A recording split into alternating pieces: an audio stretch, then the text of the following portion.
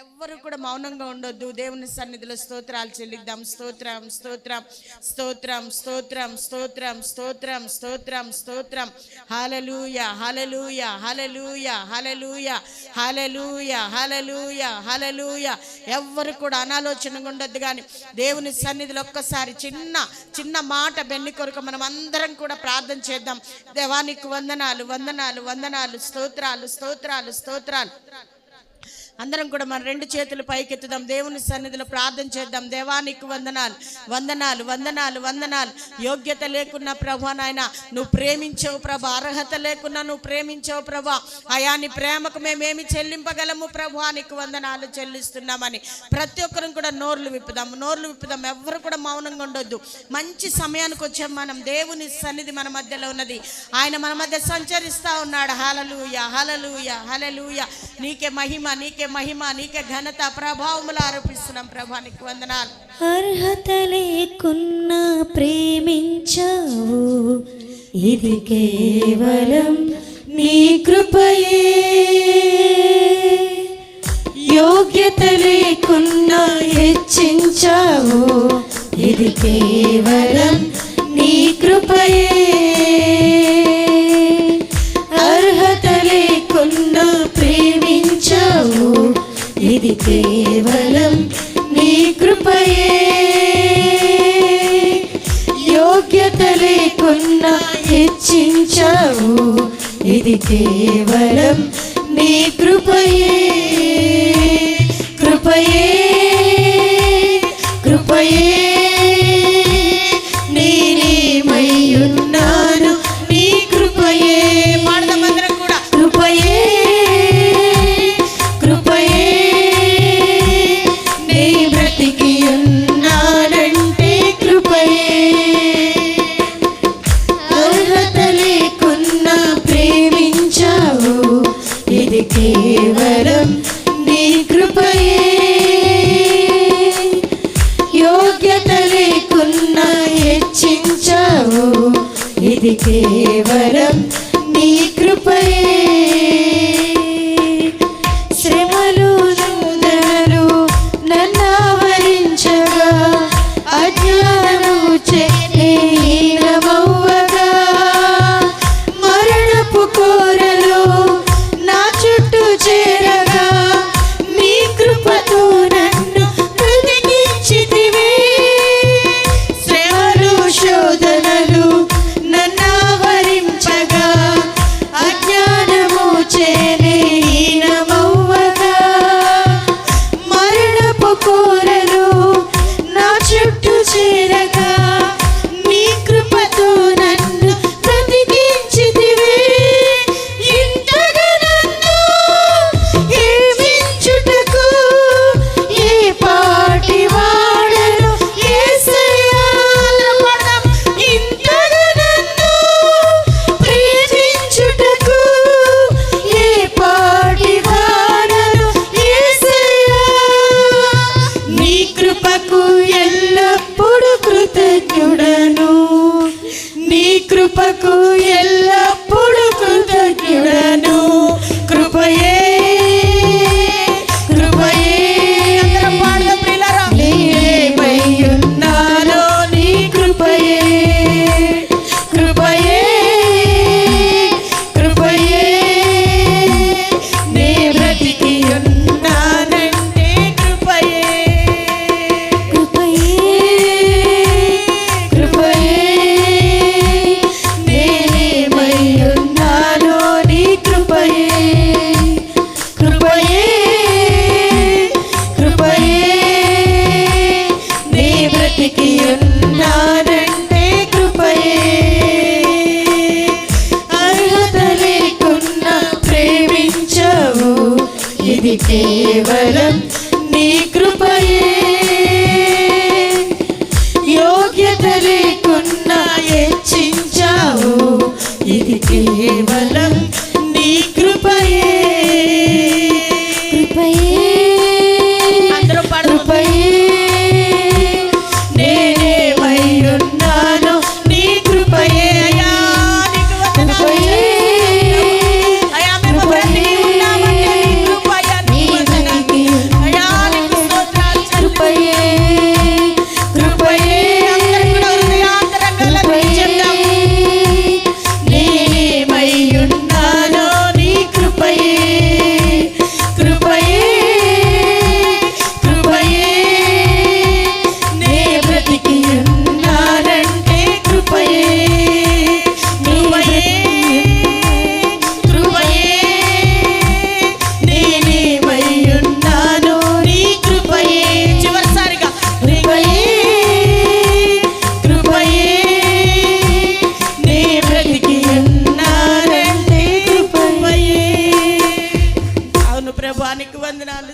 చెల్లిస్తున్నా. అర్హత లేని మమ్మల్ని ప్రభా నువ్వు ప్రేమించావు ప్రభా. యోగ్యత లేకుండా మమ్మల్ని హెచ్చించావు ప్రభా. నీకు వందనాలు అయ్యా. కేవలం నీ కృప మాత్రమే ప్రభా. నీకు వందనాలు చెల్లిస్తున్నాం. నీకే వందనాలు చెల్లిస్తున్నాం ప్రభా. ఏమి ఇచ్చిదేవా అయ్యా, నీకు రుణం మేము తీర్చగలం ప్రభా. నీకు వందనాలు చెల్లిస్తున్నాం దేవా. మా జీవితకాలం అంతా ప్రభా నాయన నీకు నమ్మకస్తులుగా ఉండటానికి దేవా మీరు సహాయం చేసేటి దీవెన మా అందరికీ మీరు దయచేసి మీరే మహిమ పొందమని, ఈ చిన్న ఆరాధనని పాదముల చెంత ముద్రించుకోమని యేసు పరిశుద్ధ నామమును అడిగి వేడుకొని ప్రార్థిస్తున్నాం మా పరమ తండ్రి. ఆమేన్.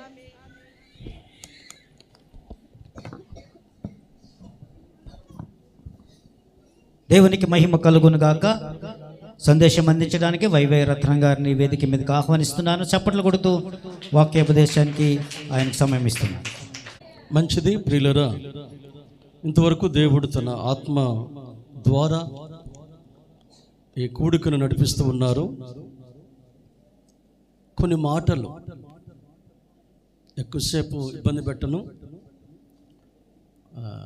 ఇబ్బంది పెట్టే టైం మరి అయిపోయింది గనుక త్వరగానే 2-3 మాటలు విని ముగించుకుందాం. ఈ సమయంలో స్థానిక దైవజనులు రాజ్కుమారయ్య గారికి వందనాలు తెలియజేస్తూ, నాకంటే ముందుగా చక్కని గ్రీటింగ్ తెలియజేసినటువంటి రవికుమార్ గారికి వందనాలు తెలియజేస్తూ ఉన్నాను.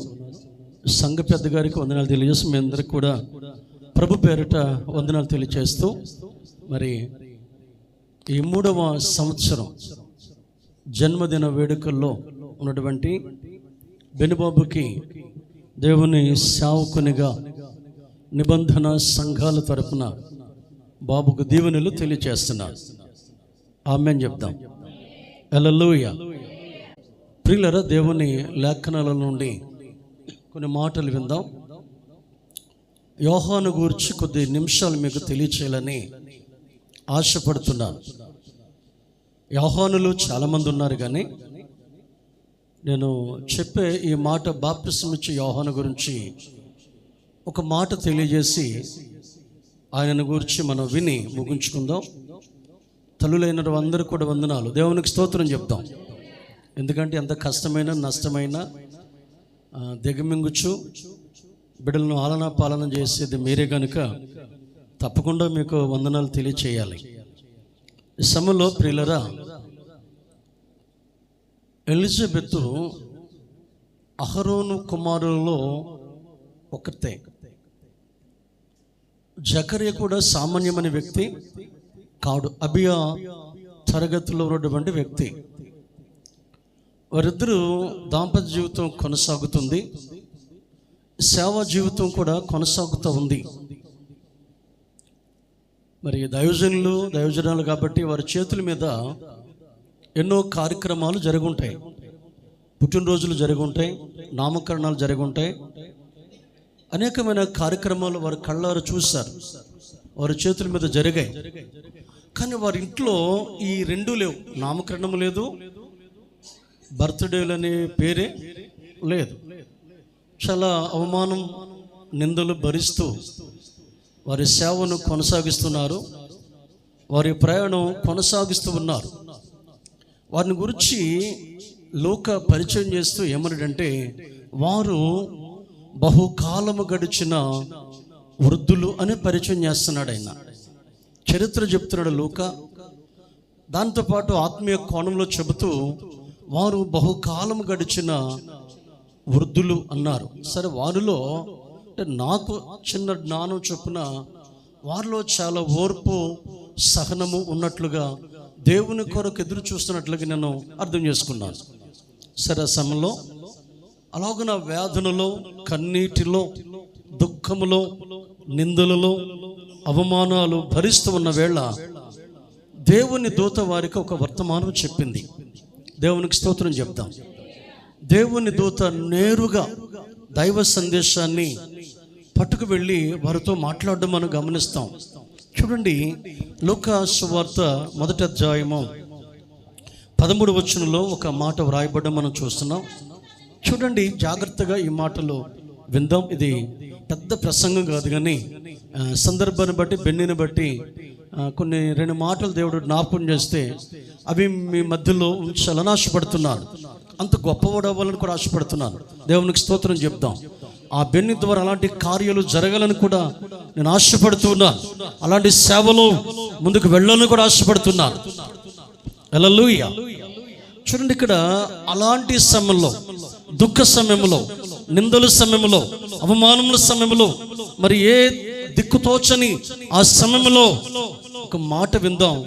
దేవుని దూత వారి దగ్గరికి వెళ్ళి మాట్లాడుతున్న సత్యము ఏమిటంటే, జకరియా భయపడకము, నీ ప్రార్థన వినబడినది. నీ భార్య అయిన ఎలిజబెత్ నీకు కుమారుని కనును, అతనికి యోహాను అని పేరు పెట్టుదువు. ఆ సమయంలో, దుఃఖ సమయంలో, వేదన సమయంలో, కన్నీటి సమయంలో, నిందల సమయంలో, అవమాన సమయంలో భరిస్తున్న వేళ దేవుని దూత వెళ్ళి మాట్లాడుతున్న శ్రేష్టమైన ఆ మాటలు చూస్తే, మీరు చదివిన వచనంలో మూడు అద్భుతమైన మాటలు ఉన్నాయి. మొట్టమొదటిగా చెబుతున్నాడు ఆయన, భయపడకము. దేవునికి స్తోత్రం చెప్తాం. ఏమని చెబుతున్నాడు? ఈ రాత్రి బెన్నిబాబు ద్వారా, తన కుటుంబం ద్వారా మనతో కూడా మాట్లాడుతున్నాడు. ఎలాంటి పరిస్థితులు ఉన్నా ఈ కూడిక ద్వారా, బర్త్డే ద్వారా దేవుడు మాట్లాడుతున్నాడు. భయపడకము. కారణం ఏంటంటే, నీ ప్రార్థన వినబడినది. దేవునికి స్తోత్రం చెప్తాం. నువ్వు రహస్యంగా చేసే ప్రార్థన, ఒంటరిగా చేసే ప్రార్థన, నీ గదులు చేసే ప్రార్థన, ఏడుస్తూ చేసే ప్రార్థన, కన్నీటి ప్రార్థన, నీ మూలుగులు, నీ విజ్ఞాపన ధ్వని వినబడింది. ఇక నీవు భయపడవసరంలే. చూడు, నీ భార్య చాలా వృద్ధాప్యని, ఆశలు విఫలమైనవని, ఇంకా ఆశలు చిగురించవని, మా పని అయిపోయిందని, మాకు బిడ్డలు పుట్టరని నువ్వు అనుకున్న సమయంలో నీ భార్య దగ్గరికి మాట చెప్పు. ఏమని చెప్తాడంటే, ఒక కుమారుడు పుడతాడు, అతనికి కూడా పేరు ఎక్కడ సెలెక్ట్ అయిందంటే, దేవుని దూత ద్వారా దేవుని దగ్గర పేరు సెలెక్ట్ అయింది. దేవునికి స్తోత్రం చెప్దాం. ఆ పేరు పెడతావని చెప్పాడు. హల్లెలూయా.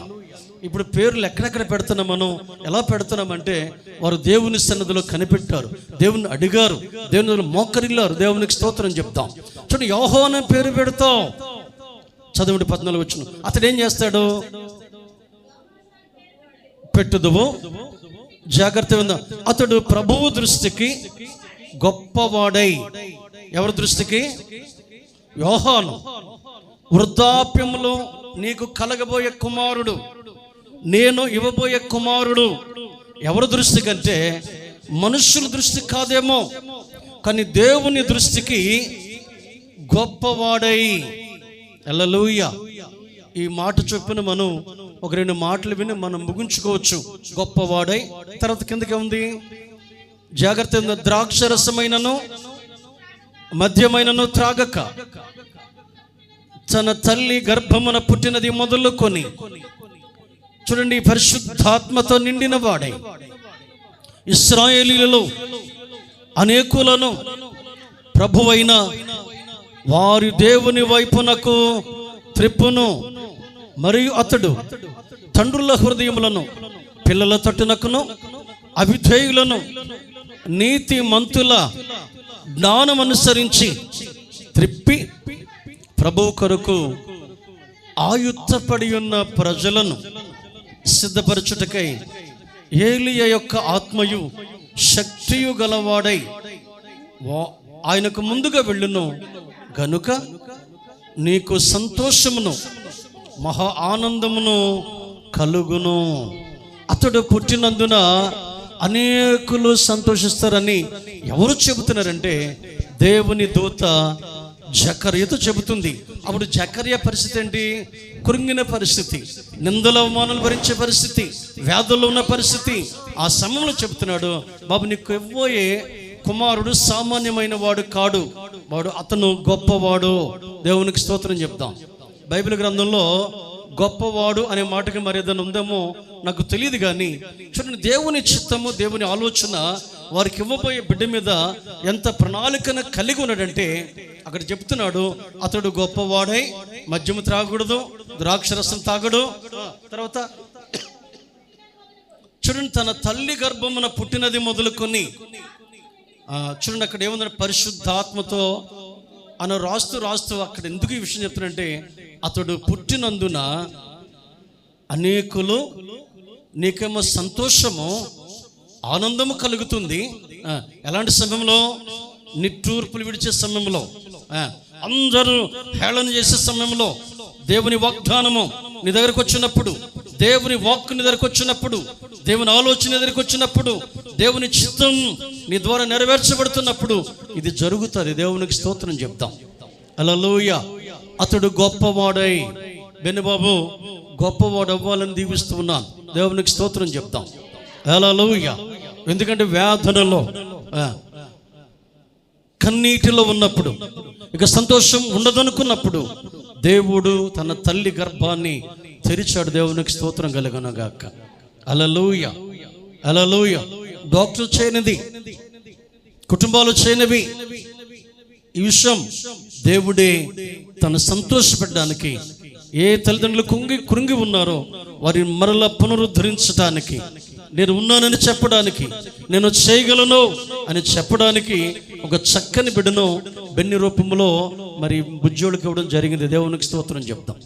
యోహాను గురించి నా ప్రియమైన పిల్లరా, గొప్పవాడు ఎలాంటి గొప్పవాడు అయ్యాడంటే, సరే రిఫరెన్స్ ఇప్పుడు అవ్వదు కానీ, అసలు నీవెవరు అంటే అన్నాడు, నేను అరణ్యములో ఒక శబ్దాన్ని, దేవునికి స్తోత్రం చెప్తాం, నేను ప్రభు మార్గమును సరళము చేసే వచ్చాను నేను. దేవునికి స్తోత్రం చెప్తాం. తర్వాత మీరు రాసుకోండి, చదువుకోండి. మలాకి 4:5, తర్వాత మత్తయి సువార్తలకు రండి. త్వరగా మత్తయి సువార్తలోనికి 3వ అధ్యాయంలోకి వస్తే అక్కడ చూడండి ఆయన ఎవరు, ఎంత గొప్పవాడో చూద్దాం. మత్తయి సువార్త 3వ అధ్యాయంలో ఎంత గొప్పవాడు, ఎవరి మార్గం సరళం చేస్తున్నాడు. 3వ అధ్యాయం మొదటి నుంచి చదవండి. ఆ దినముల యందు బాప్తిస్మిచ్చి యోహాను వచ్చి, పరలోక రాజ్యము సమీపించున్నది, మారు మనస్సు పొందుడని యూదయ అరణ్యములో ప్రకటించుండెను. ప్రభు మార్గము సిద్ధపరచుడి, ఆయన త్రోవను సరళము చేయుడి, అరణ్యములో కేకవైన ఒకరి శబ్దము అని ప్రవక్త యెషయా ద్వారా చెప్పబడిన వాడితడే. దేవునికి స్తోత్రం చెప్దాం. మనం కొంచెం ఆలోచన చేద్దాం. ఈ మాట ఎవరు రాశారు? మట్టే రాస్తున్నాడు. దేవునికి స్తోత్రం చెప్దాం. జాగ్రత్త విందాం. ఇందాక ఎవరు రాశారు? లూకా రాస్తున్నాడు. ఇద్దరు దైవజనుల ద్వారా ఈయన జననం గురించి మాట్లాడుతున్నాడు. దేవుడు పరిశుద్ధాత్మ దేవుడు బయలుపరిచాడు. ఇక్కడ మత్తయి ఏం చెప్తున్నాడంటే, ఆయన దేవుని మార్గమును సరళము చేయడానికి జన్మించాడు. అంతటి గొప్పవాడు. దేవునికి స్తోత్రం చెప్దాం. ఎంత గొప్పవాడు? దేవుని ముందుగా వెళ్ళి మార్గమును సరళము చేయడానికి అరణ్యములో మరి ప్రజల మధ్య స్వార్థను ప్రకటిస్తూ బాప్తిసాలు ఇచ్చే గొప్పవాడయ్యాడు. దేవునికి స్తోత్రం చెప్దాం. అంత గొప్పవాడయ్యాడు. 7వ అధ్యాయంలో నేను చదువుతానే, టైం లేదు కదా, నేను 7వ అధ్యాయం 7వ వచనంలో, 3వ అధ్యాయం 7వ వచనంలో, ఆ చివరి 8వ వచనంలో నేను చదువుతున్నాయి. మారు మనసుకు తగిన ఫలము ఫలించండి. ఏం చెప్తున్నాడు అంటే, ఏం చెప్తున్నాడు ఇక్కడ? దేవుని కొరకు ప్రజలను సిద్ధపరుస్తున్నాడు. దేవునికి స్తోత్రం చెప్దాం. హల్లెలూయా. మార్గాన్ని సరళము చేసే గొప్ప వ్యక్తిగా ఉన్నాడు. ప్రజలను దేవుని కొరకు సిద్ధపరచడానికి ఏ మాటలు చెప్తున్నాడంటే, కథలు చెప్పట్లే, ఏమీ చెప్పట్లే, దేవుని మాటలు చెప్తున్నాడు. మీరు మారు మనసుకు తగిన ఫలాలు ఫలించండి. అంత గొప్పవాడయ్యాడు బాప్తిస్మిచ్చే యోహాను. దేవునికి స్తోత్రం చెప్దాం. హల్లెలూయా. అంత గొప్పవాడయ్యాడు. నిండు హృదయముతోటి చూడండి, బెన్నుబాబు జన్మించటం వలన తన ద్వారా కుటుంబంలో దుఃఖము లేదు అని నమ్ముతున్నాను. ఆమేన్. దేవుని ఎదుట, దేవుని సేవలో బాల్యము నుండే వాడబడాలని ఒక ఆశపడుతున్నాను. అది దేవుడిచ్చినటువంటి ఒక ప్రత్యేకమైన ఉద్దేశం. అది ఆ బిడ్డ మీద ఉన్న దేవుని చిత్తం అది. కనుక ఆయన గురించి మనం నేర్చుకుంటున్నప్పుడు, ఆయన ఎవరంటే, ఎంత గొప్పవాడంటే, ప్రభు మార్గాన్ని సరళము చేస్తున్నాడు. తర్వాత ఆయనను ప్రకటిస్తున్నాడు. ప్రజలను దేవుని కొరకు సిద్ధపరుస్తున్నాడు. దేవునికి స్తోత్రం చెప్దాం. దేవుని కొరకు ప్రజలను సిద్ధపరుస్తున్నాడు.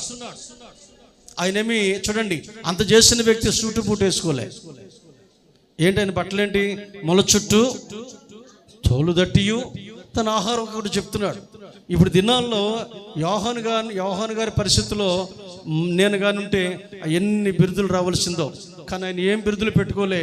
నువ్వెవరవంటే నేను దేవుని మార్గాన్ని సరళం చేసే ఒక్క శబ్దాన్ని. తర్వాత ఏమన్నాడు, నేను ప్రభువుకు ప్రజలను ప్రభు రాకడ కొరకు ప్రభు కొరకు సిద్ధపరుస్తున్నానని చెప్ప గొప్పవాడయ్యాడు. ఆ 3వ అధ్యాయం 16వ వచనంలో యేసు బాప్టిసం పొందిన వెంటనే నీళ్లలో నుండి ఒడ్డునకు వచ్చాను, ఇదిగో ఆకాశము తెరవబడను, దేవుని ఆత్మ పావురములే దిగి తన తల మీదకి వచ్చుట చూచిన. ఎవరు చూస్తున్నారు? యోహాను చూస్తున్నారు. బాప్టిసం ఎవరిచ్చారు? యోహానే బాప్టిసం ఇచ్చారు. ఎంత గొప్పవాడయ్యాడు? దేవుని కుమారుడు అనబడిన దేవునికే బాప్టిసం ఇచ్చి గొప్పవాడయ్యాడు. దేవునికి స్తోత్రం చెప్దామా? హల్లెలూయా. అతడు గొప్పవాడై ఏమవుతున్నట్టయినా, ఎవరు చెప్పారు ఈ మాట? దేవుని దూత తండ్రికి చెప్తున్నాడు. ఏమని? అతడు గొప్పవాడవుతాడు. ఫ్యూచర్లో మీరు చూస్తారు, భవిష్యత్తులో అతని కదలికలు చూస్తారు, అతని ప్రసంగాలు చూస్తారు, అతని యొక్క నీతిని చూస్తారు, అతని పరిశుద్ధులు చూస్తారు, ప్రజలు దేవుని మళ్ళించడం మీరు చూస్తారు. అది జరిగింది. హల్లెలూయా. యోహాను సువార్త 5వ అధ్యాయము 33 వచ్చి చదవండి. యోహాను సువార్త 5వ అధ్యాయము 33 వచ్చి చూడండి ఒకసారి. హల్లెలూయా. చూడు 5:33 చూడమ్మా. మరియు నీవు 5వ అధ్యాయము, మీరు యోహాను వద్దకు కొందరిని పంపితిరి. ఒకసారి అలాగా ఆగమ్మా. 4వది ఏం చేస్తున్నాడంటే, సత్యమును గూర్చి.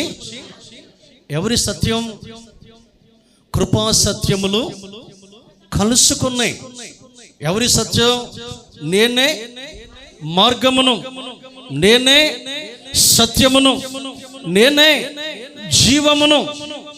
అంటే దేవుని గురించి, ప్రభుని యేసు క్రీస్తు వారి గురించి, సత్యముడైన ప్రభువుని గురించి ఏం చెప్తాడంటే సాక్ష్యము చెప్తే అంత గొప్పవాడయ్యాడు. దేవునికి స్తోత్రం చెప్దాం. హల్లెలూయా. సాక్ష్యము చెప్పి అంత గొప్పవాడయ్యాడు. తర్వాత 35 వచ్చి చదవండి.